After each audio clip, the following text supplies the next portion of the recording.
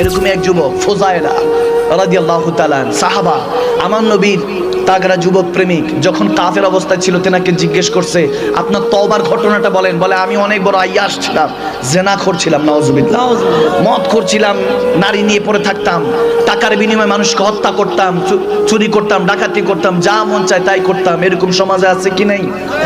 দেশের টাই না দশের টাকায় সমাজে, এরকম সমাজে মনে নাই? আসেনি বাবা? আছে আছে আছে। ওই সমাজও ছিল, এই সমাজে আছে, কিয়ামতের আগ পর্যন্ত থাকবে, ঠিক কি না? কিয়ামতের আগ পর্যন্ত থাকবে এরা।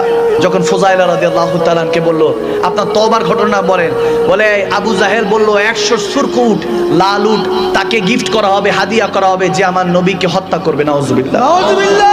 সে বলল যে আমি করব বলে তলোয়ার নিয়ে ওই দিন বের হয়েছে। প্রতিমধ্যে এক প্রস্টিটিউট নারী, খারাপ নারী ডাকছে, কি ফুজাইলা আসবা না রাতে? বলে তুমি রেডি থাকো, আমি একটা কাজ সেরে আসতেছি রাতে। যখন নাউজুবিল্লাহ সে আমার নবীকে হত্যা করার উদ্দেশ্যে, শহীদ করার উদ্দেশ্যে যাচ্ছে, আল্লাহ বলেন ফুজাইলা শক্তি দিছি, সমর্থন দিছি, আমার নবীকে হত্যা করবি, যাস না, যাস না। এটা তোরে হত্যা করতে টাকায় টানতেছে না, তোরে হেদায়েতে টানতেছে, ঠিক না? ঠিক না? বলে যাস না। গরিমানি অহংকার নিয়ে যাচ্ছে। এখন সেই ইহুদি ছিল তো, খানায় কাবা দেখে যে আমার নবী খানায় কাবার মধ্যে তাওয়াফ করতেছে। আল্লাহুম্মা লাব্বাইক, আমার নবী আপনার প্রেমে যখন ধ্যানে। এখন ফজাইলা চিন্তা করতেছে আমি একটু ছদ্মবেশ ধরি। কিছু কিছু আছে এরকম মুসলমান, দেখবেন মুসলমানের সাথেই থাকে, দাড়ি টুপি সব একরকম, কিন্তু নবীর দুশমন। সবই একরকম, সব মানে আল্লাহর জান্নাত, আল্লাহর নামাজ, আল্লাহর সমস্ত হুকুম আহকাম সব মানে, কিন্তু নবীর ব্যাপারে আসলে বলে একটু সমস্যা আছে। আওয়াজ দেন, আওয়াজ দেন। নবীর ক্ষেত্রে আসতে তাদের চুলকানি বেড়ে যায়, আছে কি নাই?